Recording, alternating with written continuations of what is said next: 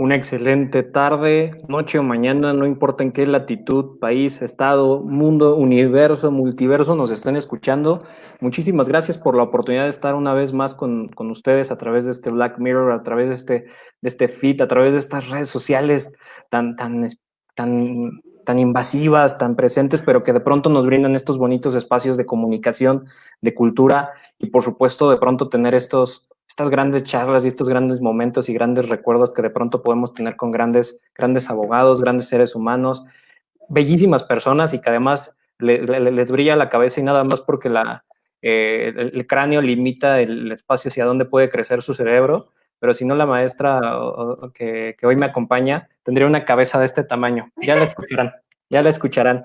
Por mi parte, pues no me queda más que agradecer que nos estén acompañando. Muchísimas gracias en este bonito jueves 10 de septiembre de 2020 a las 8:05 p.m. Arrancamos un poco pasadito las 8 de la noche, pero había un par de cosas que teníamos ahí que aprender por parte de la maestra antes de arrancar el programa. Por mi parte, no me queda más que agradecer al Instituto Nacional de Ciberseguridad MX, que cobija y es el techo de esta segunda temporada de la era del abogado digital. Por supuesto que me permitan el mantenerme al frente de este programa. Agradecer a todo el equipo que está detrás de la construcción de este espacio, así como producción, la licenciada Tlaí Bermejo, así como el diseño editorial y gráfico de este espacio, licenciado Carlos Alexis Pereira Cosío, nuestro director de media, Samuel Chimal, así como los socios fundadores de este instituto que permiten que este programa continúe. Si ustedes están perdiendo los programas en vivo, no pasa nada, porque recuerden que de todos modos, 1 o 2 días después estamos subiendo el repositorio en YouTube, en el canal de un servidor, y el podcast, por si son de las personas que dicen, no, yo que voy a andar perdiendo el tiempo en redes sociales,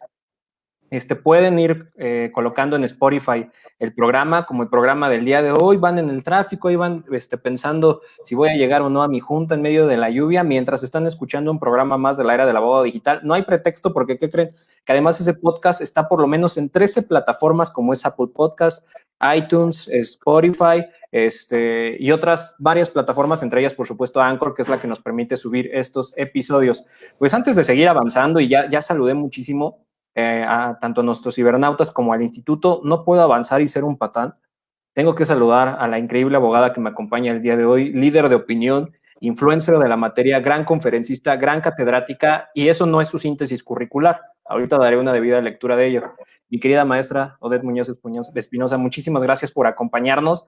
Sé que acabas de pasar inclusive una cirugía, pero para que vean el profesionalismo, me dijo, vamos, lo hacemos, ahí voy a estar contigo, y le ofrecí apagar la cámara y me dijo, no, Jaime, porque soy un profesional y ya di como 500 clases así, entonces venga. Maestra, buenas noches.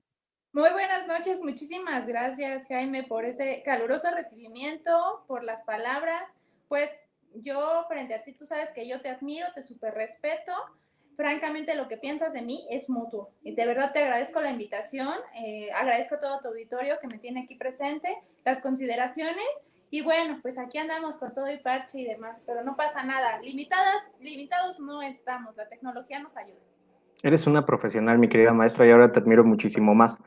Me hiciste recordar, y hasta con una lagrimita remi en los ojos, de aquellas épocas donde yo me atrevía a dar clases aún con migrañas, aún con algunos problemas de salud, pero nos morimos ahí en la raya, no podemos dejar compromisos pendientes, y eres un vivo ejemplo de ello. Te admiro un montón, gracias por no suspender esta sesión, estuvimos muy pendientes ahí de tu salud, no quise ser tan latoso previo al programa, y te agradezco infinitamente que estés con nosotros. Es un programa que yo ya tenía esperado, ya tenía muchísimas ganas de estar contigo, y estoy seguro que el auditorio así también lo hará. Pues bueno, ¿qué viene a platicar hoy con nosotros la maestra Odette Muñoz Espinosa y por qué era importante tenerla con nosotros? Pues bueno, la maestra, como ya lo comentaba, no solamente se ha construido como una gran conferencista, una gran catedrática, su firma ha crecido de manera increíble, tiene un equipo bellísimo, tiene una increíble identidad digital, su reputación digital le precede, ha tenido una gran respuesta en redes sociales.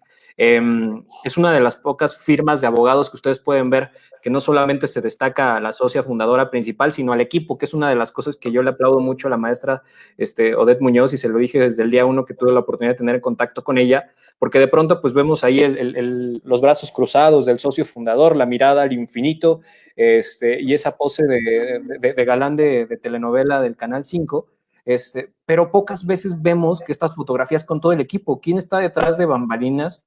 ¿Quién es el que ayuda a que no se vuelvan locos los que están frente a una firma? Y la maestra Odette Muñoz lo hace de una manera increíble, y dije, yo necesito conocerla, necesito platicar con ella, ver cuál es su visión. Y pues a partir de ahí descubrí y confirmé lo que ya era un hecho a través de sus redes sociales, que es un increíble ser humano, y hoy como la tenemos, descubrimos que indefectiblemente también es un increíble profesional, que pase lo que pase va a estar con nosotros. Entonces, si de pronto llegan a contratar su firma, ya saben que si la maestra necesita llegar con un parche en los ojos para atender su audiencia, lo hará, lo hará.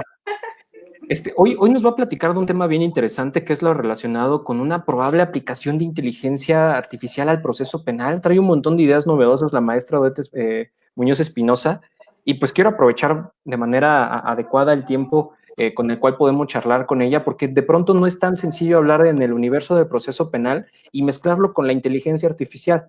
Si hemos visto distintas conferencias y charlas en el medio, hemos visto que de pronto se han mantenido bastante distantes estos temas. Aquellos que hablamos de Legal Tech y de Rec Tech difícilmente nos metemos al tema de fondo del derecho penal, y aquellos que hablan de derecho penal difícilmente hablan de tecnología y nos estamos viendo como vecinos alejados. Y de pronto la maestra Odette Muñoz dice, quítate, que ahí voy, yo te voy a hablar de tecnología y de derecho penal. Pocas veces han escuchado un tema de esta categoría, entonces pues yo estoy más que agradecido. Y mi querida maestra, ya para callarme y que la gente te comience a hablar, si me lo permites, voy a dar una breve lectura a tu síntesis curricular para comenzar a hacerte un par de preguntas. Con gusto. Muchísimas gracias. Pues bueno, les comento quién es la maestra Odette Muñoz Espinosa. Pues bueno, ella es licenciada en Derecho por la Facultad de Derecho de la Universidad Nacional Autónoma de México, es especialista en Derecho Penal por la División de Estudios de Posgrado en Especializaciones de la Facultad de Derecho de la UNAM, es maestrante en Juicio de Amparo y Sistema Acusatorio en el Instituto de Estudios Superiores de Derecho Penal, maestrante en Argumentación Jurídica y Litigación Oral Penal por Grupo de Estudio Luna en colaboración con la Universidad Millennium. Como parte de una responsable y constante actualización académica, ha tomado diversos cursos, congresos y diplomados en los temas de instrumentación del sistema penal acusatorio y sus desafíos en el Poder Judicial, la admisibilidad de la prueba obtenida con violación a derechos humanos, responsabilidad penal de las empresas y teoría del delito y proceso penal acusatorio, entre otros. Ha sido ponente en diversos foros denominados Estrategias de Defensa en Delitos Sexuales en las diversas etapas del proceso penal, violencia de género, feminicidio, conservatorio entre mujeres, de perspectiva de género, es integrante del claustro docente de licenciatura en Derecho en el Instituto Nacional de Estudios Superiores de Derecho Penal, AC, INDEPAC. Asimismo, es docente de diversas materias en el Instituto de Estudios y Capacitación Jurídica, SC, INDECAJ, y en el Centro de Estudios Superiores en Ciencias Jurídicas y Criminológicas, CECIJUC. Además, ha participado como un tribunal de enjuiciamiento en prácticas procesales de derecho procesal penal en su carácter de jurado calificador y ha tenido el distinguido honor de impartir cátedra como invitada a la licenciatura de Derecho en la Facultad de Derecho de la UNAM. Nada más, para que escuchen a quién tenemos hoy con nosotros. Es redactora en las revistas de Ciencias Jurídicas, Cadena de Custodia y Criminogénesis, Mundo Jurídico Hispanoamérica, de artículos denominados Sistema Libre y Lógica, Valoración Probatoria y Razonamiento Probatorio, Órdenes de Protección, Medida Fiscalizada a la Violencia Doméstica contra la Mujer en tiempos de COVID-19 y Perspectiva de Género. Es un principio procesal penal. Y por último, y no menos importante, como parte de su experiencia profesional, se ha desarrollado como asesor jurídico dentro del Centro Integral de Atención a Víctimas del Delito de la Secretaría de Seguridad Pública Federal.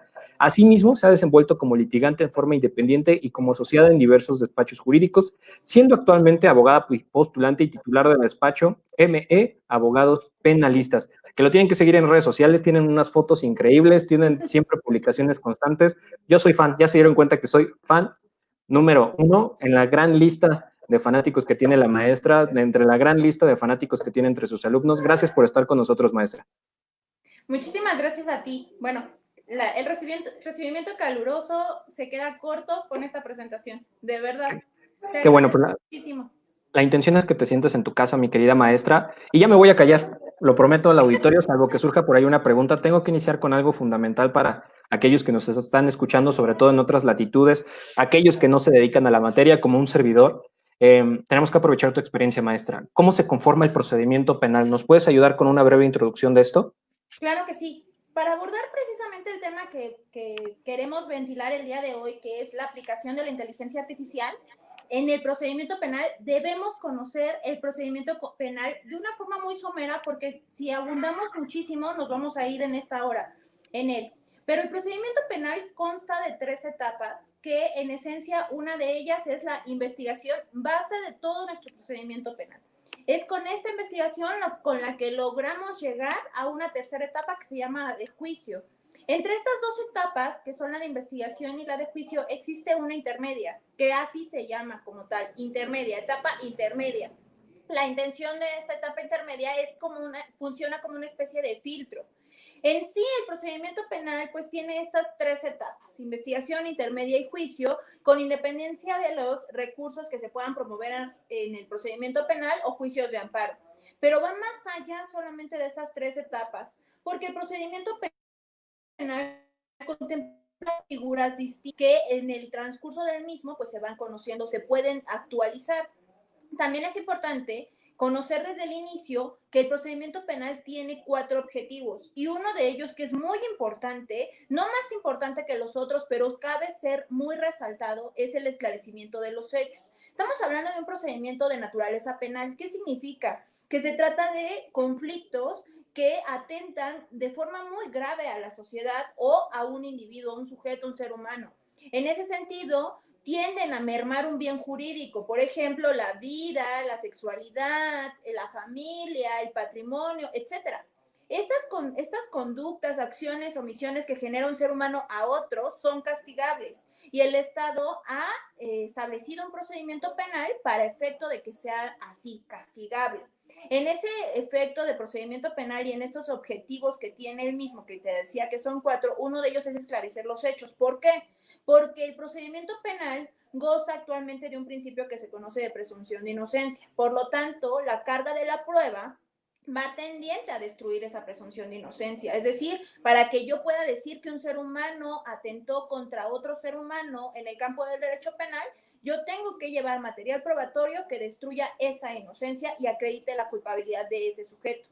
Es así que se da con el esclarecimiento de los hechos. ¿Cómo se pueden esclarecer los hechos? Pues a través de la investigación y del propio procedimiento penal, cuando se ventila información ante un tribunal de enjuiciamiento. Pero va más allá solamente de esclarecer hechos, sino también se tienen que cubrir otros objetivos, que es reparar el daño.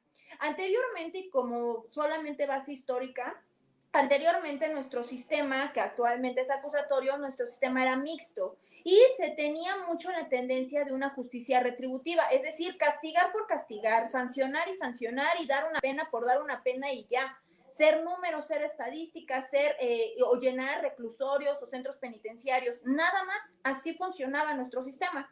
La reparación del daño sí existía, pero era como un adornito ahí en el árbol del procedimiento y ya, no más allá. En este sistema acusatorio se cambia esa perspectiva, se cambian miles de paradigmas, y ahora la reparación del daño cobra muchísima importancia, porque la justicia deja de ser meramente retributiva y se vuelve una justicia más reparadora, más restaurativa. Esa justicia restaurativa busca precisamente que la víctima se le repare el daño de una forma completamente integral, para lo cual se buscan muchas soluciones. Es decir, este procedimiento penal, si bien es cierto, surge de un hecho que atenta gravemente contra la sociedad o contra un ser humano en particular, también es cierto que no solamente se puede solucionar el conflicto con un castigo como es la prisión, sino también se soluciona a través de otros mecanismos, otras salidas, para efecto de generar verdadera justicia. El procedimiento penal tiene todas estas etapas y como te mencioné en un inicio, surgen a la vida ciertas figuras que me permiten alcanzar estos dos objetivos, ya sea el de esclarecimiento de los hechos o la reparación del daño, y más allá, proteger al que posiblemente es inocente, porque a lo mejor no puede surgir la idea de que alguien que es acusado de un hecho realmente sea inocente y nunca se acredite su culpabilidad, o más allá, que el culpable de verdad no quede impune. Esto significa que de verdad se encuentre a quien de verdad cometió ese hecho. Y entonces el procedimiento penal es sumamente importante y se puede llegar a su solución de una forma muy eficaz para la sociedad. Así es de verdad administrar verdadera justicia, lo que conocemos como verdadera administración de justicia. Ya se dieron cuenta que algo sabe la maestra y que ese don de la docencia y de la cátedra está en sus venas. Ya, no quiere seguir dando clase, mejor dejamos que esto ya no va a ser entrevista, que mejor sea una clase magistral, mi querida maestra. Aparte lo cuentas de una manera tan romántica que nosotros quisiéramos seguirte escuchando, pero tenemos que avanzar. Ya después organizaremos una conferencia contigo para poder aprovechar de buena manera tu presencia en este espacio. Y me queda claro que no solamente entiendes, sino que amas y has disfrutado este procedimiento penal, entiendes sus etapas y estamos en muy buenas manos para preguntarte cosas sencillantes. Consecuentes. Justo derivado de este entendimiento del proceso penal, nos ayudarás a entender, porque tengo claro que existen un par de medios de solución de conflictos en este procedimiento. ¿Nos podrías contar un poquito cómo funcionan, qué son, en qué consisten? Por supuesto. Mira, el procedimiento penal es una forma de solución del conflicto, pero es una solución muy fuerte, es dura, es rígida. De hecho, es la forma de solución que menos debe atenderse. Tienen que buscarse otras formas de solución más pacíficas o menos rudas. Repito, el procedimiento penal extenso que lleva a cabo estas tres etapas es el más fuerte de todos. Se pueden llevar a cabo hasta revictimizaciones de repente, ¿no? Claro. Alteraciones a la víctima más severas que lo que realmente se intenta reparar. Por eso hay que evitarlo. ¿Y cómo se puede evitar? A través de otras soluciones del conflicto. Hay muchísimas figuras. No solamente son para solucionarlas, sino también para dejar de lado aquellos casos que no son de verdad relevantes. Y ahorita más adelante te voy a poner alguno que otro, porque de repente sí surgen conductas o acciones, omisiones de seres humanos que afectan a otros, pero la trascendencia no es tan relevante. Y entonces perdemos atención, realmente el derecho penal pierde atención en lo que sí importa. De ahí es atender otras figuras que no solamente solucionan el conflicto, sino que dan otro tipo de terminación del procedimiento penal. Una de estas soluciones son las salidas alternas. Las salidas alternas funcionan con uno de los objetivos que te mencionaba hace rato, que es la reparación del daño. Estas salidas alternas, una de ellas se llama acuerdo reparatorio y la segunda se llama suspensión condicional del proceso. Estas dos figuras van tendientes a que la víctima se sienta reparada. De hecho, uno de los requisitos de los acuerdos reparatorios o de la suspensión condicional del proceso es que se haya reparado el daño, mínimo que se haya garantizado, es decir, que la víctima se sienta satisfecha en la reparación de ese daño. El Código Nacional de Procedimientos Penales nos establece requisitos para poder llevar ante un juez de control estas formas de solución del conflicto, que son salidas alternas. Esos requisitos están muy estructurados y quiero resaltar esta palabra, sumamente estructurados en nuestro Código Nacional de Procedimientos Penales. Prácticamente el abogado defensor que solicite la aplicación de un acuerdo reparatorio o de una suspensión condicional al proceso va a cubrir requisitos de forma oral ante un juez de control que él va a analizar y si se cubren estos requisitos conforme al Código Nacional de Procedimientos Penales, lo aprobará y por ende se solucionará el conflicto. Y quiero que vean cómo es una estructura muy lógica, muy sencilla, muy fácil, que no necesariamente, y de aquí voy a empezar a entrar al tema que es la inteligencia artificial, no necesariamente tiene que hacer el ser humano. Podría hacerlo a través de otro tipo de tecnología para poder aplicar una de estas dos figuras, como las salidas alternas. Repito, acuerdos reparatorios o suspensión condicional del proceso. Otra figura que también existe, que es una forma de terminación anticipada, es el procedimiento abreviado.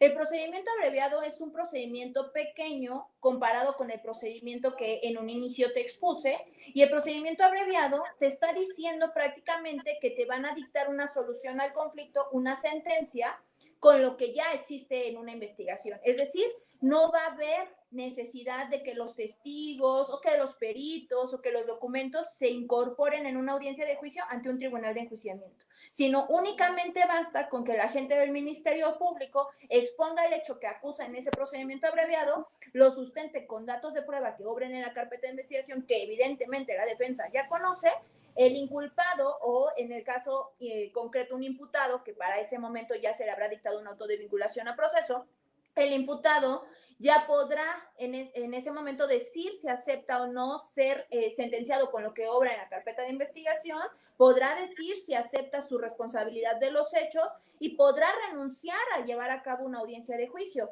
Estas tres cositas que acabo de mencionar también son requisitos muy estructurados, es decir, la persona que es acusada en un procedimiento abreviado directamente dice, sí, renuncio al juicio, sí, acepto que me sentencien con lo que hay en carpeta de investigación o datos de prueba, y sí, acepto mi responsabilidad en los hechos. Prácticamente es muy sencillo también decirlo. Y el juez de control, que es el que lleva a cabo este procedimiento abreviado, resuelve en ese momento con una sentencia que comúnmente, ¿y por qué digo comúnmente? Porque han existido casos de sentencias absolutorias aún aceptando responsabilidad.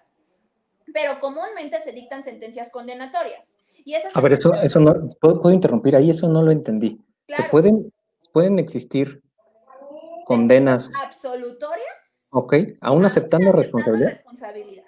¿Eso Sí. cómo funciona, maestra? ¿Cómo se come? Nunca había escuchado eso. Lo que pasa es que en un procedimiento abreviado, la acusación se tiene que sustentar con los datos de prueba, que son prácticamente actos de investigación que obran en un registro. Y Ok, cuando el Ministerio Público expone de forma oral estos registros, estos datos de prueba, hace una argumentación lógica, un enlace de ellos, y con eso pretende sustentar su acusación.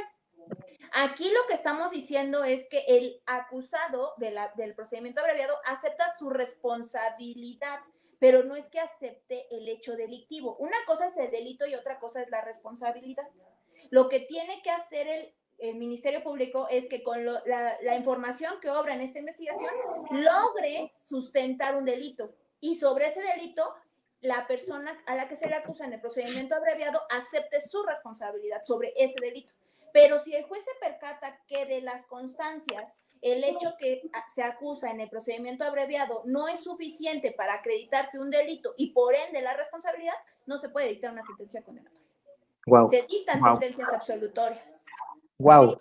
Eso es sumamente importante porque, te voy a ser franca, dije al inicio, no es común, es muy raro, ¿eh?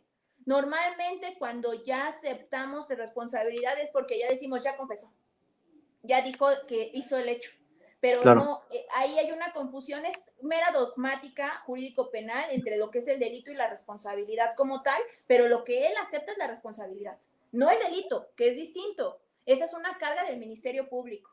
Y de ahí es de entrar un poquito más allá y a fondo. Pero si nosotros sabemos que es absolución desde un abreviado, entonces prácticamente como abogados defensores estamos mal utilizando el procedimiento abreviado, si te das cuenta, porque lo estamos solucionando más rápido.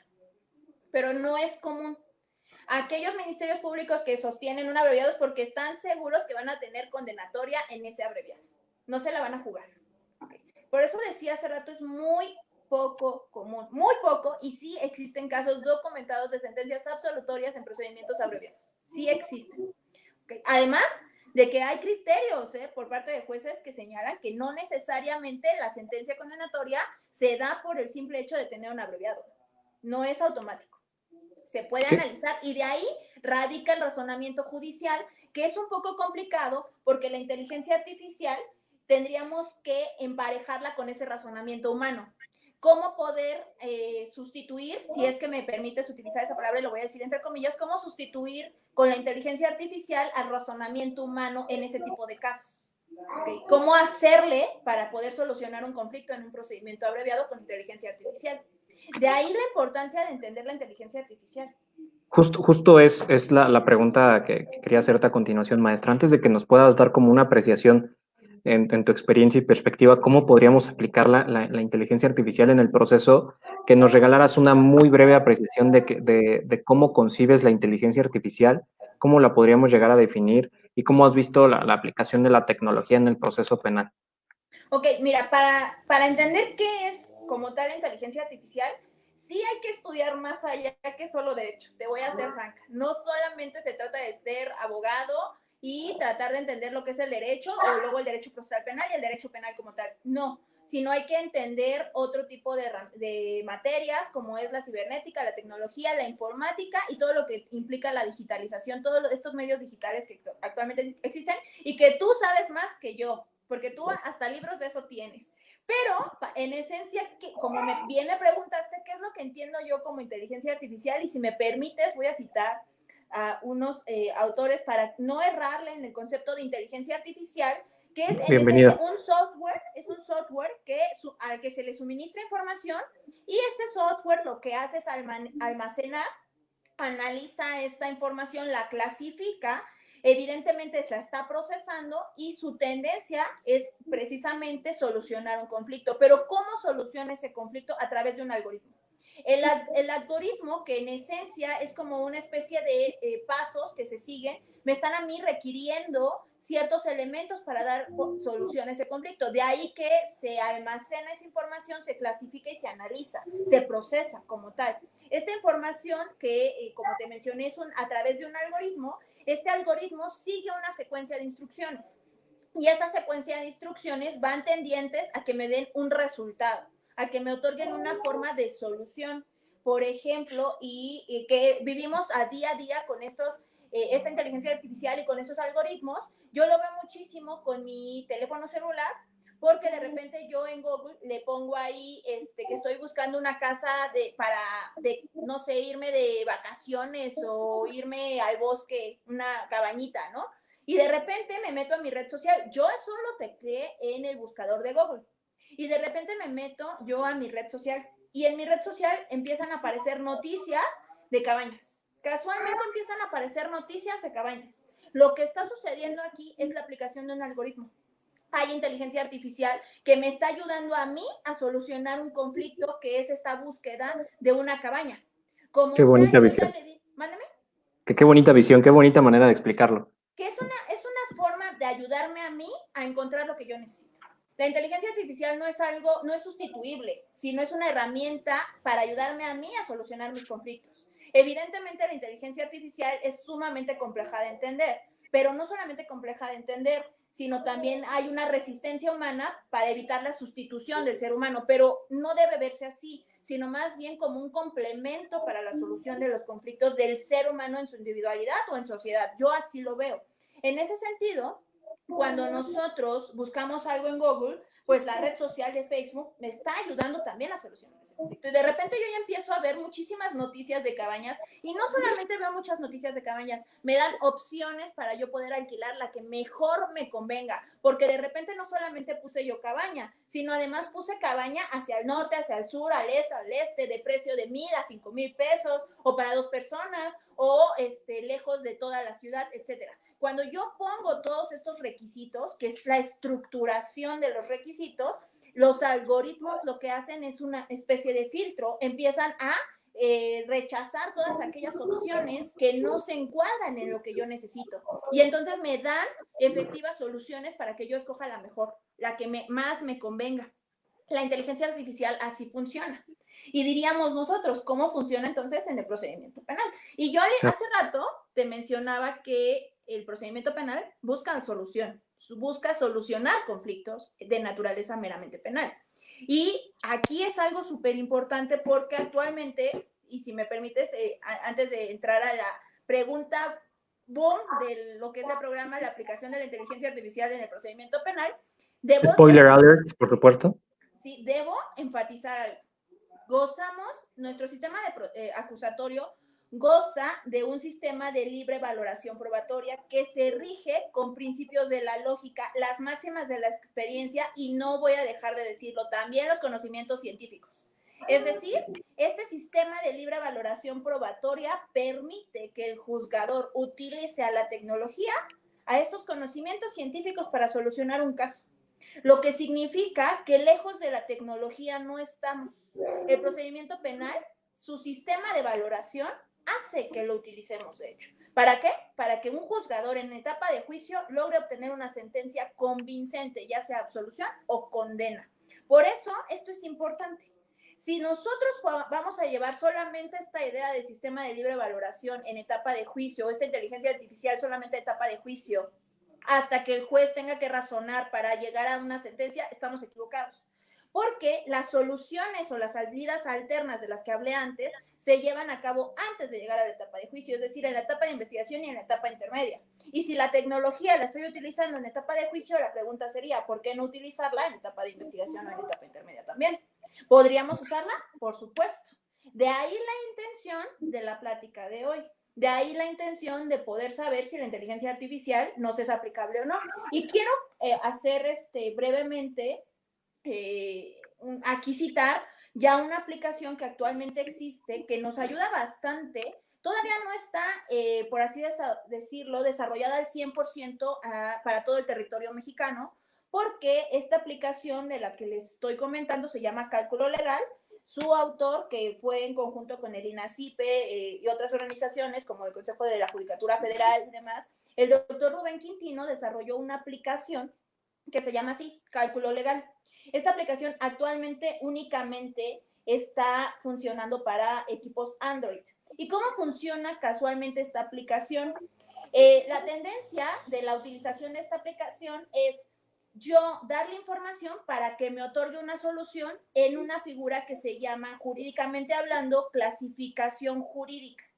Esta clasificación jurídica me sirve como, a mí como abogado, como base para llevar a cabo todo mi procedimiento penal. La clasificación jurídica, maestro Jaime, es súper importante en todo nuestro procedimiento, en todo. No hay sustento de procedimiento penal sin clasificación jurídica. Tan es así que la clasificación jurídica podría provocar la prisión preventiva oficiosa de un sujeto o su libertad con una medida cautelar distinta. Tan es importante que impacta en ese sentido. Entonces, la clasificación jurídica desarrollada en una aplicación que me ayuda a solucionar cómo yo debo destinar un hecho y cuadrarlo en una norma legal que me va a decir qué delito es el que se está llevando a ese procedimiento penal, me va a ayudar bastante, porque de repente el error humano me dice una clasificación X jurídica y llega otro ser humano y dice, no es cierto, esa clasificación jurídica sí no es, hay un error, te estás equivocando en esto. Y estoy hablando de dogmática meramente jurídico penal, y esta aplicación lo que hace es precisamente que yo le otorgue información para que me clasifique jurídicamente un hecho. Esto me va a ayudar para fijar márgenes de punibilidad, es decir, de prisión, entre un mínimo y un máximo o una multa, una sanción como tal. Esta clasificación jurídica está compuesta de diferentes elementos. Uno de ellos es el tipo penal, otro es el grado de ejecución, la naturaleza de la conducta, meramente hablando, entre otros elementos, y al sumarse a estos me van a otorgar un margen de punibilidad. Y este margen de punibilidad me va a dar la oportunidad de saber si me voy a un procedimiento penal amplio, el más rudo que mencioné a un inicio, o una salida alterna como los acuerdos reparatorios o la suspensión condicional del proceso o el procedimiento abreviado como tal, porque el procedimiento abreviado como tal tiene una, por así decirlo, un regalo por ahí. Si yo acepto la responsabilidad o el procedimiento abreviado, puedo ser beneficiado con una reducción de mi sanción, es decir, me hacen una resta de lo que posiblemente me hubieran otorgado si me hubieran condenado en etapa de juicio. En ese sentido, esta aplicación ayuda bastante. Ahorita te decía hace un momento que no está desarrollada para toda la República Mexicana, solamente se está aplicando con el Código Penal Federal. Sin embargo, como bien sabes, está ahorita muy debatible la idea de un Código Penal único.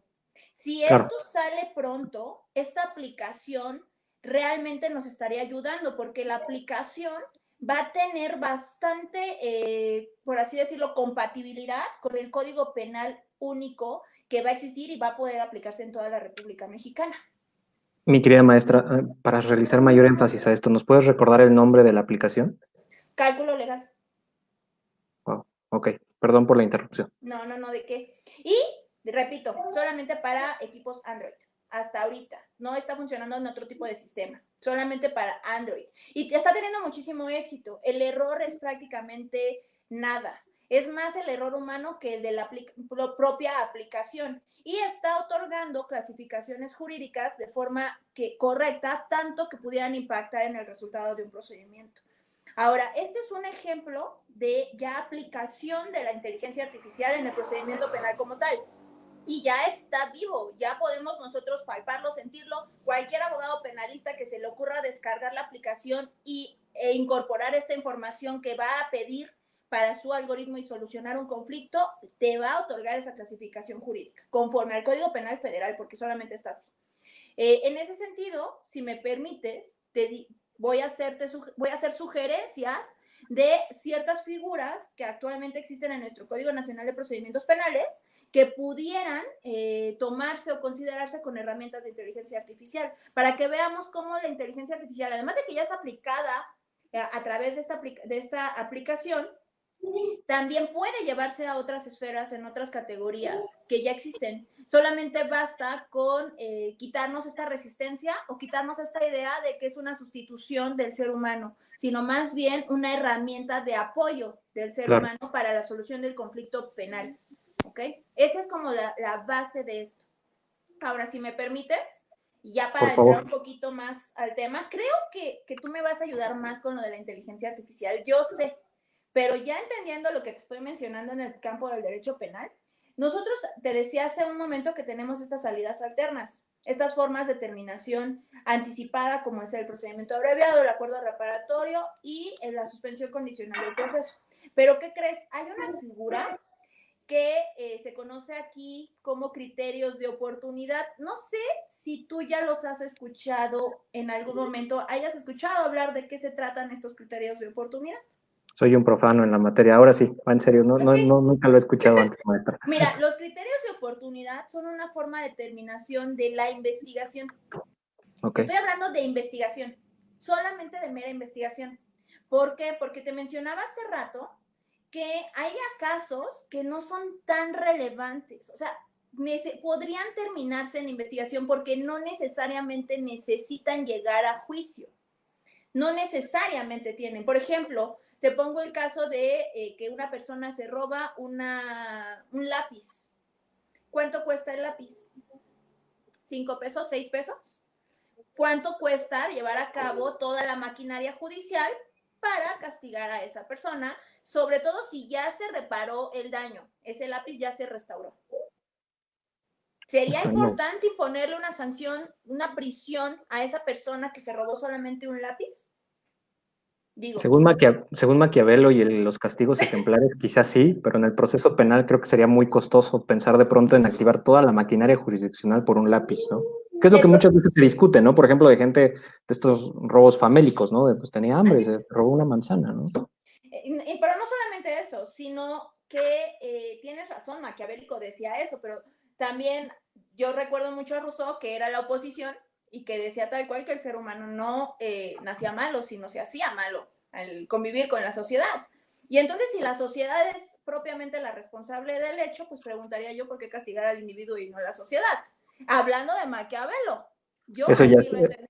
Eso ya está muy anárquico, maestra, ya está muy anárquico, ya de pronto me vas a empezar a hablar de Joker, me vas a decir, vivimos en una sociedad que no entienda a los payasos psicóticos. Bueno, tienes toda la razón, pero en esencia los criterios de oportunidad van tendientes a no sancionar, a no ser tan retributivos, a no ser tan castigables, a que el Estado de verdad no llegue a esos extremos, además de que es costoso.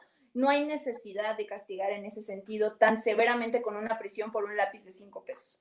Así entendiéndolo de esa forma tan clara, ¿no? Los criterios de oportunidad realmente funcionan para ese tipo de casos, donde el Ministerio Público tiene una facultad exclusivamente de él de aplicar un criterio de oportunidad en casos que no necesariamente tienen que llegar a etapa de juicio y que se pueden terminar en etapa de investigación siempre y cuando se haya reparado el daño a la víctima, que es un requisito importantísimo como el de las salidas alternas o el de la terminación anticipada.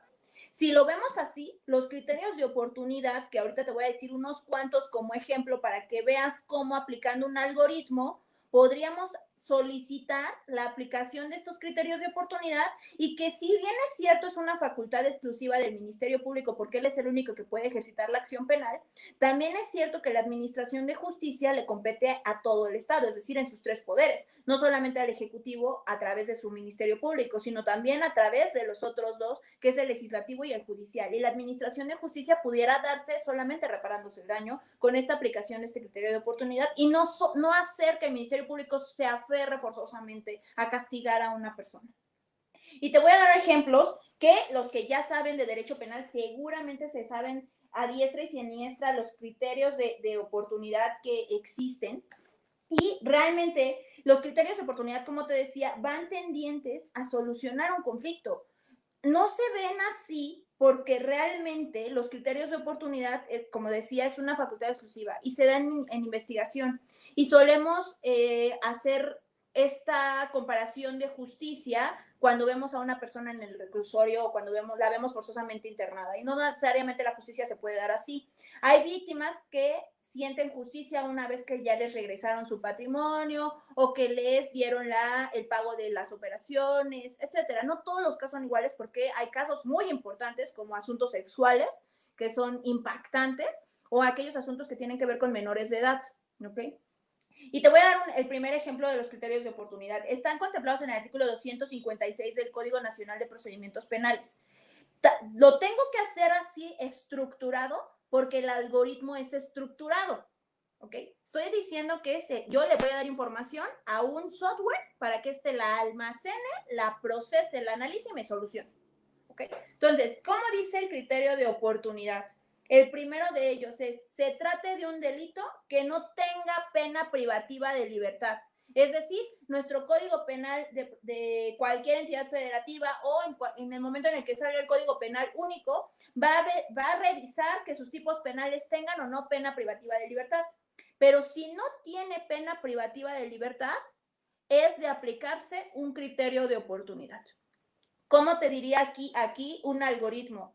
Pues si en la propia aplicación o esta inteligencia artificial yo le presento el artículo que contempla el tipo penal y se da cuenta el algoritmo que no tiene pena privativa de libertad, en ese momento la solución es criterio de oportunidad. Aplícate el 256 del Código Nacional de Procedimientos Penales. Y sería una excelente herramienta porque desafortunadamente ahorita con estos criterios de oportunidad están muy sujetos al capricho del órgano investigador. Mucho, bastante.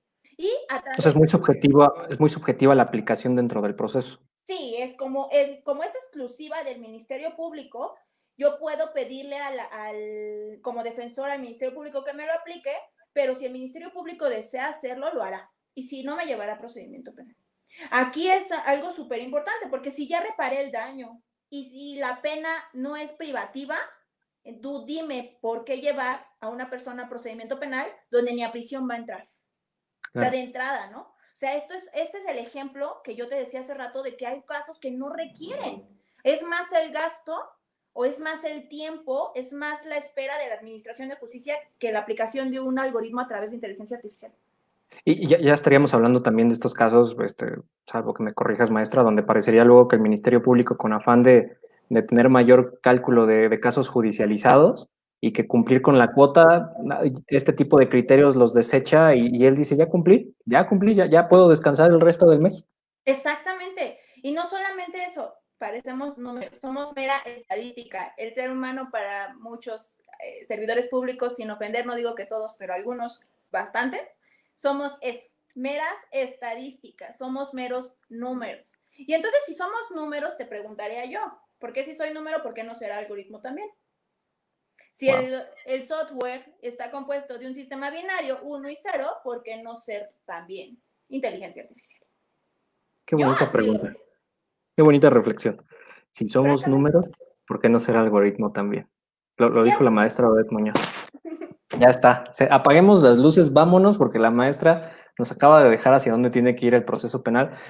Maestra, y sobre esta iniciativa, digo, te escucho, me emociono, lo veo con muchísimo optimismo hacia el futuro.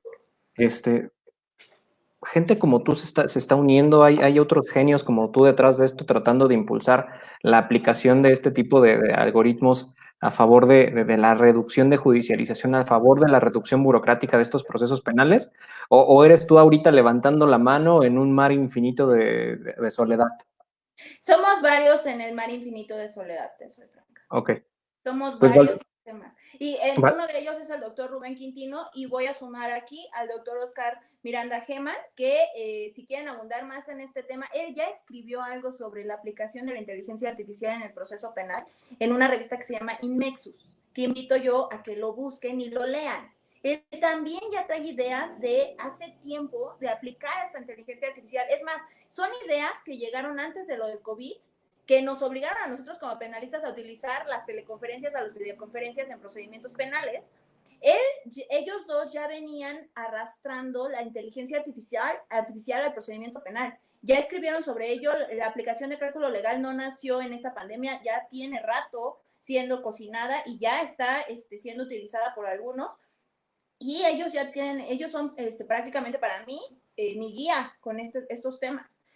¿Cuándo los invitamos a los tres? Yo me salgo, que vengan a platicar los tres a este programa. Cuando tú quieras, a ellos los encuentras al doctor Oscar Miranda Geman en sus redes sociales aparece como Oscar Geman, pero también aparece como Oscar Miranda, abogado penalista, y Penalistas México, o sea, son sus redes sociales. Ok. Además es fundador de la Academia Mexicana de Derecho Penal y Ciencias Forenses. Y el doctor Rubén Quintino es súper conocido, es uno de los más grandes doctores en derecho penal que se conocen. Dogmático, creó teoría del delito mexicana, de verdad, en el Código Nacional de Procedimientos Penales, y vamos tendiente a lo que también él opina. Francamente, si yo vengo a exponer es gracias a que ellos me han ilustrado mucho.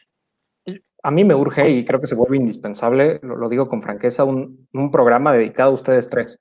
Ahí lo digo con buen sentido, inclusive yo me puedo salir, estoy como moderador, los presento y que se pongan a charlar y que nos den no solo entrevistas, sino que nos den una charla. Voy a buscarlos, te doy mi palabra después de este programa, los voy a buscar y voy a tratar de lograr esa sinergia para tenerlos a los tres como invitados.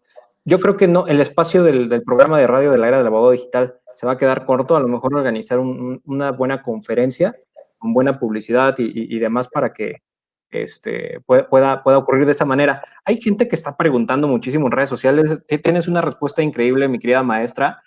Antes de entrar en la pregunta de fondo, que es tal y como lo hice, esta pregunta catarsis y que tiene que ver justo con el clímax de nuestro programa, y realizaron un par de preguntas. ¿Me permitirías formulártelas en vivo? Van con relación a lo que nos has estado hablando. De pronto, Pau Arias preguntó, dejó una pregunta aislada, pero es cuando estabas hablando de este tema de las absoluciones con aceptación de responsabilidad y nos preguntó, y en ese caso, ¿se envía a juicio, no? No, lo que pasa es que el procedimiento abreviado como tal ya es dictar una sentencia y entonces no se puede dictar doble sentencia por el mismo hecho. Okay. Ya no te puedes ir a juicio. Ya, ya se solucionó. Perfecto. Angélica Olmedo nos pregunta, una duda, cuando por ejemplo roban por necesidad o circunstancias parecidas, ¿se hace una valoración igual, parecida a los de criterios de oportunidad? No, los criterios de oportunidad, además de que es una facultad exclusiva de la gente del Ministerio Público, cuando se llevan a cabo estos de robo que normalmente se conocen como de bagatela o aquellos que se dan por estados de necesidad, lo que tiene que hacerse es una valoración de una causa de justificación y la hace un juez. Y este juez tiene que analizar de forma libre y lógica esta causa de justificación para ver si realmente existía el estado de necesidad y que justifique la conducta delictiva. Porque la conducta delictiva existe, pero va a estar justificada. Y esa justificación tiene que ser tan fuerte que destruya la conducta delictiva para que no se le atribuya una responsabilidad a ese sujeto por cuestiones de estados de necesidad, pero se tienen que probar. Aquí la defensa tiene que acreditar ese estado de necesidad y el juez hace una valoración muy rígida de eso, porque no podría decir que va a dejar de castigar a una persona por cometer una conducta delictiva si no justificó su actuar. Okay. Eso es súper importante. Y la valoración es rígida. La última ratio también se puede considerar como un criterio de oportunidad. O sea, si de pronto yo ya estoy muy desesperado, muy loco y enojado, no se toma en cuenta como un criterio de oportunidad, ¿verdad? No, porque además el criterio de oportunidad, como te decía, es únicamente del Ministerio Público. Y la última ratio es judicial. Okay. Like a este video y like en YouTube y like en Spotify si quieren que la maestra Odette Muñoz nos dé una clase y nos diga dónde está dando clases en todos lados, porque tenemos que aprender mucho de derecho penal de ella y justo el gran maestro Francisco Vega nos hace una pregunta en redes sociales y nos dice, saludos maestro Jaime, una pregunta, ¿hay justicia con auxilio de la inteligencia artificial o simplemente es ayuda en trámites mediante la inteligencia artificial? Esa es una buena pregunta porque tiene que ver muchísimo con la valoración de la prueba que yo mencionaba hace un momento. El razonamiento del ser humano no puede ser sustituido porque en asuntos de casos penales sí se requiere un razonamiento muy fuerte. Esto solamente lo hace el ser humano. ¿Y por qué el derecho penal requiere de este razonamiento? Porque parte del derecho penal está basado en la psique del ser humano, en su intencionalidad, en lo que está pensando, en lo que él quería hacer, lo que quería lograr, cuál era su fin. Y en ese sentido, esos fines no solamente radican aquí. Yo no puedo con una máquina saber qué es lo que está pensando cada quien o cuál es la intención de cada quien. Yo simplemente ahorita preguntaría a los que me están viendo, ¿saben qué estoy pensando en este momento? ¿Saben qué es lo que estoy planeando ahorita salir de mi oficina? No lo saben. El detalle es que solamente otro ser humano va a poder definir con las reglas de la lógica, máximas de la experiencia, sumamente importantes estas máximas, y los conocimientos de la ciencia, definir lo que probablemente yo tenía aquí en mi mente. Y el derecho penal castiga bastante la psique. Por eso uno de los elementos sumamente importantes de la dogmática jurídico-penal es la culpabilidad, que se dedica precisamente a eso. Aparte del estudio de la psique, la intencionalidad, lo que es el dolo, la culpa, lo que se conoce así como tal entre penalistas, dolo y la culpa, y ir más allá para un reproche a esa persona por ese dolo o esa culpa que se haya ventilado en un caso. Por eso es importante entender que para el penalista, hasta ahorita, sería una herramienta de apoyo, no una forma de sustitución en el razonamiento para la solución de un caso sumamente complejo. A lo mejor para casos donde no haya tanta complejidad como los que expuse hace un momento, podría solucionarse con inteligencia artificial porque el razonamiento no es tan exigente. Pero en casos sí, como menores, que es sumamente un tema relevante, asuntos sexuales, homicidios o secuestros, sí necesitamos razonamientos más complejos que solamente el ser humano puede hacer. No existe máquina como el cerebro del ser humano. Muy bonitas frases. Te voy a robar muchas frases de esto y vamos a hacerlas post en el INCIBE porque me has dejado Adelante, pues si me has tú eres dejado mi con, maestro aquí. no, ¿cómo crees? Me has dejado con 2 o 3 frases muy, muy, muy bonitas que vale la pena volver, reflexiones para los abogados, para el gremio. Son románticas, pero son firmes, son claras y nos dejan claro esta capacidad como profesor, como docente que tienes, y estoy admirado con la charla. Ya imagino lo mucho que han de disfrutar tus alumnos, tus clases, porque más que entrevistas, tú estás haciendo una buena clase de Derecho Penal y Tecnología para mí. Y justo tengo que preguntarte una de las intenciones fundamentales, por lo menos de este episodio, por lo menos de esta invitación, mi querida maestra. Ya nos has dado un par de ejemplos y casos relacionados en tu perspectiva y en tu experiencia, ¿cómo comenzarías a aplicar las tecnologías, específicamente la inteligencia artificial en el proceso penal? Pero ¿hacia dónde lo llevaría la maestra Odette Muñoz Espinosa? Si de pronto de ti dependiera esto, el día de mañana la cuarta T te dice, tú vas como fiscal general de la República, te toca modificar todo esto y dices, a ver, Jaime, ven por acá, necesito que me ayudes con tecnología. Y ya todo el equipo de INCIBE entramos para apoyarte.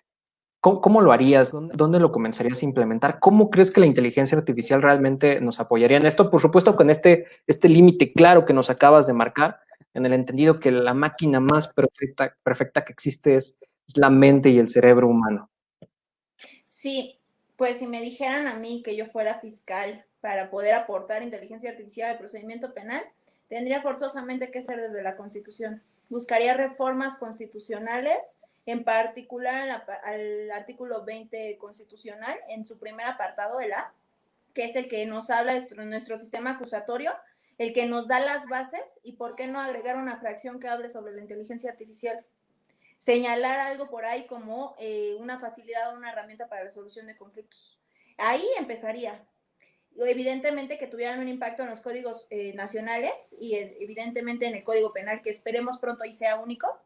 Y en este Código Nacional de Procedimientos Penales, ¿por qué no empezar a abrir los capítulos para que se considere la obligatoriedad de la inteligencia artificial y su aplicación? Esto tendría un impacto económico muy fuerte porque las empresas que yo mencioné, yo soy abogada, pero yo no soy maestra en informática, cibernética o tecnología.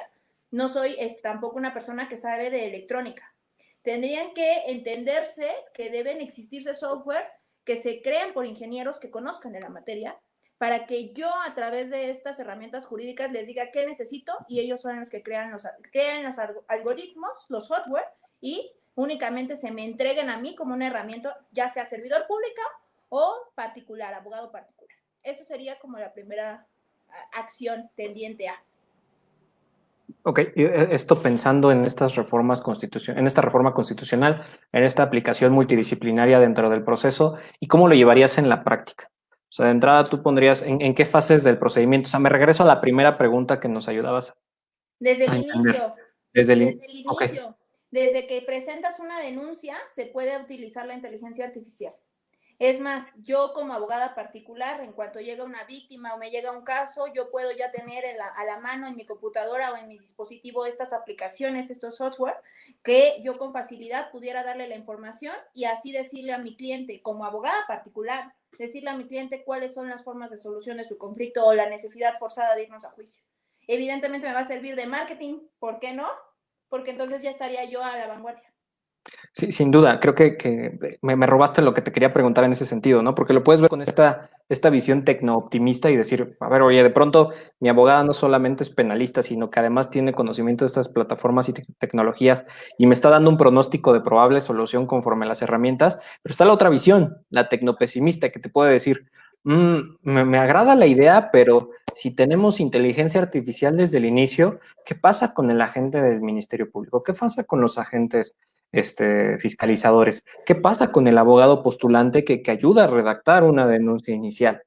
O sea, de pronto Bueno, también está ese miedo, ¿no? sí, pero no deberíamos de tomarlo así. Realmente lo que tendríamos que hacer es saber emprender. Y la tecnología ya nos está alcanzando y el COVID nos enseñó que está por encima de. Entonces, si nosotros mismos no estamos emprendiendo para poder mejorar un servicio de calidad jurídico, pues entonces realmente no estamos haciendo nada. Ok.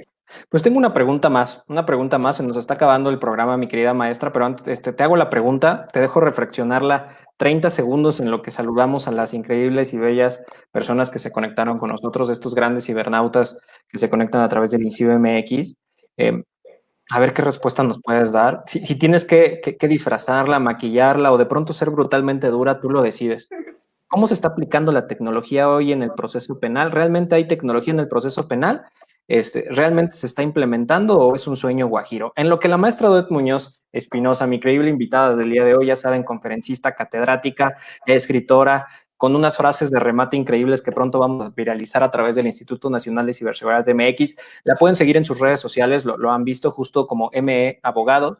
Este es el despacho que ella tiene la oportunidad de liderar, un despacho que está haciendo grandes las cosas a través de su identidad y reputación digital, así como en los institutos en los cuales tiene la oportunidad no solamente de impartir clases, tiene sus propios espacios de radiodifusión. Ya tuve el honor de ser invitado en uno de estos espacios. La charla que ella tiene es increíble porque te hace preguntas tan humanas, tan sensibles, y lo confieso, si no han visto el programa, lo voy a compartir en breve otra vez en mis redes sociales. Te hace preguntas que pocas veces te hacen en otros espacios, ¿no? Sí, muy respetuosamente, muy amigablemente, te comienza se comienza a meter en tu psique y te logra obtener grandes respuestas y preguntas. Síganlas en sus redes sociales y por mi parte, por supuesto, el agradecerle a todos los que se estaban conectando en puntuales y siempre de manera solemne con nosotros. Está a Eri López, que nos manda las buenas noches, muchísimas gracias. Felipe Martínez, cual ya es evidente, dice excelente y magnífica invitada la maestra Odette Muñoz Felipe Martínez insiste, la mejor. Mi querida doctora Luz María Pérez Vega, hola, buenas noches. Programa tras programa está con nosotros la querida abogada Luz María Pérez Vega, la licenciada Leslie López, funcionario público del Instituto Nacional de Derechos de Autor, específicamente en el área de ISBN y ISSN. Siempre un increíble trato que he recibido de ella. Muchísimas gracias por acompañarnos en este espacio. También está con nosotros por supuesto, el abogado Francisco Vega, que ya nos regaló una pregunta bastante interesante. Carlos Moreno nos dice, saludos, maestro Jaime, gracias por compartir este tema. Un gran abogado digital, experto en propiedad intelectual, que tienen que seguir también en sus redes sociales. Francisco Javier Bustamante nos dice, buenas noches, saludos a todos. Nos recomienda una serie en Netflix, nos dice datos personales, el dilema de las redes sociales. Ya lo vi, está muy bueno, recomendado. Suscribo lo que nos está diciendo mi querido César Andrés. Yasser Made, que también está con nosotros programa con programa. Ya no te había visto comentar, mi querido Yasser, ya me había roto el corazón. Qué bueno verte de vuelta. Aranza Pérez dice buenas noches. Adriana Mesa, buenas noches. Mi querida Irene Bautista, igual buenas noches. Coral Mendoza, gracias por estar con nosotros. Hay N cantidad de preguntas. Por ahí Adriana Mesa López nos dice, acabo de buscar la app, la de cálculo legal, pero no la encontré. Al ratito ahí les ponemos fotos e informaciones sobre la app para que la puedan tener ahí con ustedes. Andrea Jiménez Reyes nos dice, excelente ponencia de la maestra Odette Muñoz. Sí, les dije que esto no iba a ser una entrevista de radio, no iba a ser como una entrevista normal. Esto iba a convertirse en una clase magistral. Beco Jordan nos dice, saludos desde Puebla. María Antonia Herrera Barrera dice, no, enhorabuena, muy buen tema, aprendí varias cosas, también yo, me suscribo igual. Beco Jordan dice gracias al instituto. No, hombre, gracias a ustedes por estar con nosotros. Yasser, gracias por volver. Muchas gracias. Dice que estaba manejando en la calle, pero atento a la ponencia. Eso, es lo que les dije. O sea, pueden disfrutar de esto de buena manera. Karime Aime nos dice felicidades. De nuevo, Luz María Pérez Vega nos dice felicitaciones a la ponente por su excelente visión y comprensión del sistema acusatorio, nutriendo con la visión digital. Irene Bautista Carrizal, gracias. Hay muchísimos más saludos, pero se me van los minutos que tengo con la maestra para seguirlos saludando a todos, pero de corazón les mando muchos besos digitales y abrazos cibernéticos por la oportunidad que nos permiten entrar en ese feed de comunicación, en ese Black Mirror o en ese Smart TV desde el cual nos están viendo justo ahora. Gracias, porque sin ustedes este espacio de pronto se vuelve inútil. Podemos ser dos grandes amigos charlando sobre un gran tema, pero si no están ustedes para ayudarnos a nutrir, a construir este debate público, se puede perder esta información. Gracias por acompañar hoy a la gran maestra Muñoz Espinosa. Le preguntamos, antes de comenzar en esta sección de saludos, algo muy delicado. ¿Cómo se está aplicando hoy en día la tecnología en el proceso penal? ¿Dónde estamos parados? ¿Realmente hay tecnología en el proceso penal o seguimos a bola de palos, picos y piedras, maestra? Seguimos a bolas de palos, picos y piedras. Vamos el 1% del 100% de la aplicación de inteligencia artificial en el procedimiento penal. Tengo más de 10 años de postulante y no la he visto, no la he sentido. Lo único que he sentido es mi celular cuando me llama mi cliente, es lo único. O cuando me llegan los correos electrónicos del Poder Judicial de la Federación para notificarme una audiencia, pero no más allá. Eso es. De repente, por allá en Quintana Roo se resistieron un poquito a mandarme un correo electrónico para una cita de una audiencia, pero lo logré y ya me lo hicieron llegar. Pero pues sí, con eso se están poniendo un poco pesados con un correo electrónico.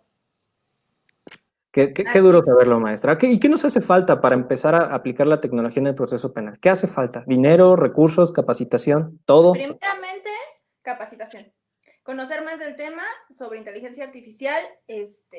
Tú eres un excelente maestro en ello. Eres el mejor abogado digital, no el mejor, el único que conozco. De verdad, no hay nadie más, no hay mejor que tú en ese tema. Y de verdad, nos falta capacitación. Nos falta leerte, porque tienes infinidad de temas para enseñarnos en esos libros que estoy muriendo por presumir, que espero ya pronto tener en mis manos, pero nos falta conocimiento en respecto a la inteligencia artificial, a la aplicación de todos estos software, programas, dispositivos, equipos, todo lo que se puede hacer para el procedimiento penal y ser más vanguardistas. Tener menos mente cerrada, eso sí, es súper importante. La capacitación, con eso entramos. Con eso entramos. Cuando ya no nos capacitemos, la mayoría de los abogados, nosotros mismos vamos a exigir su aplicación. Y de ahí vamos a tener puertas abiertas. Ok, mi querida maestra, y pues la realidad me dejas con muchísimas más preguntas, más dudas, con los deseos de arrepentirme de mi camino de abogado de propiedad intelectual y privacidad. Y dije, ¿por qué no fui penalista? ¿Por qué no estudié con la maestra Muñoz Espinosa? ¿Por qué no la encontré dentro de mis sesiones académicas de pronto? E insisto, esto más que una entrevista fue una charla académica, una gran clase, te lo agradezco de corazón. De pronto, el tener estos espacios, sobre todo en el gremio, sabemos que no es fácil compartir entre abogados en un espacio público porque viertes tu conocimiento y de pronto muchos pensarían, pues no lo puedo regalar, ¿no? No es un espacio, o el conocimiento cuesta, y lo has hecho aquí de una manera tan amigable, tan amable, tan romántica. Te prometo que esas frases las vas a ver en el INCIBE pronto, te vamos a compartir. Son tuyas. Muchísimas gracias, maestra. Pues para cerrar el programa, ¿nos podrías regalar tus redes sociales? ¿Dónde te pueden encontrar? ¿Dónde te pueden buscar? ¿Dónde encuentran, por supuesto, tu despacho? Si tienes números, redes sociales, todo compartirlo justo ahora, maestra. Perfecto. Mira, mi página de Facebook personal es Odette Muñoz así me encuentran, así me pueden buscar y contactar sin problema alguno. También la página del despacho, que es ME Abogados, así la encuentran sin puntos, sin ninguna otra letra más, ME con mayúsculas, Abogados, y está ahí el logo del despacho, está muy identificable. Justo que lo tienes atrás, maestra, ¿no? Exactamente, son las letras que están a mi espalda. Y bueno, Además de esas páginas, la que te comenté, una de ellas súper importante para mí, que es la Academia Mexicana de Derecho Penal y Ciencias Forenses, que es donde se va a hacer una mayor difusión jurídica, conocimiento jurídico, y evidentemente estamos hablando de ciencias forenses, va a aplicar la tecnología en ello. Y el despacho es un método de contacto, pero además el correo electrónico mabogadospenalistas@gmail.com. Así es como me pueden contactar y quedo a su disponibilidad. Con gusto, dudas, quejas, sugerencias, opiniones, comentarios, trabajo en equipo que me encanta, ahí quedo yo a sus órdenes. Pues muchísimas gracias por los increíbles comentarios, mi querida maestra. Ha sido un verdadero placer, insisto, no entrevistarte, esto no fue una entrevista, ser tu alumno el día de hoy. Gracias por hacerlo con esa manera tan amigable, tan romántica. Quedamos muchos impactados con esto. La última gran pregunta que te tengo que hacer es, ¿cuándo vuelves al programa? Cuando tú me invites. ¿Segura? Yo soy materia dispuesta, por supuesto. Pues te tengo que comprometer. Gracias a ti y a todo tu auditorio por tenerme en este tiempo, en esta hora aquí contigo. ¿Por qué no? Te comprometo públicamente a que hagamos esta conferencia entre los tres, el maestro Rubén Quintino, entre tu persona, y el otro abogado que me comentabas. Doctor Oscar Miranda Gemal. El doctor Oscar Miranda, para que tengamos una charla justo en estas perspectivas tecnológicas y del derecho penal. Y por supuesto, sabes que este programa es tuyo las veces que tú quieras. Con gusto. Muchísimas gracias y a todos todo tu auditorio, las personas que nos acompañaron esta noche y los que escribieron sus lindas palabras. De verdad les agradezco su tiempo. Son gente, cibernautas y abogados súper bonitos, siempre tienen comentarios bien amigables. La verdad es que en estos espacios generalmente también te encuentras mucho troll, pero aquí no, la verdad es que ha sido un espacio académico súper respetuoso, siempre preguntas bien amigables, gente que viene a aprender a este espacio y yo súper contento. Y pues recordarles que también en ese mismo sentido, la era del abogado digital ha crecido gracias a ustedes, gracias a ese apoyo que brindan. Y el próximo jueves no hay programa porque pues viene el puente aquí en México, pero tendremos el jueves siguiente, tendremos una gran invitada de Brasil, a la abogada Olivia Ricarte, quien nos hablará justo de este tema de justicia digital en Brasil. Recuerden, a través de esta señal del INCIBE MX. Por mi parte, no me queda más que agradecer a nuestra invitada del día de hoy, la maestra Muñoz Espinosa, la increíble maestra Odette, que nos regaló una gran cátedra el día de hoy. Muchísimas gracias, maestra. Muchísimas gracias a todos y cada uno de los cibernautas que se conectaron con nosotros en este programa, su programa, La Era del Abogado Digital. Recuerden, el conocimiento solo es útil en la medida que se comparte. Incalix, Cahuipoca, forever. Gracias a todos, cibernautas. Muy bonita noche. Un abrazo, gracias.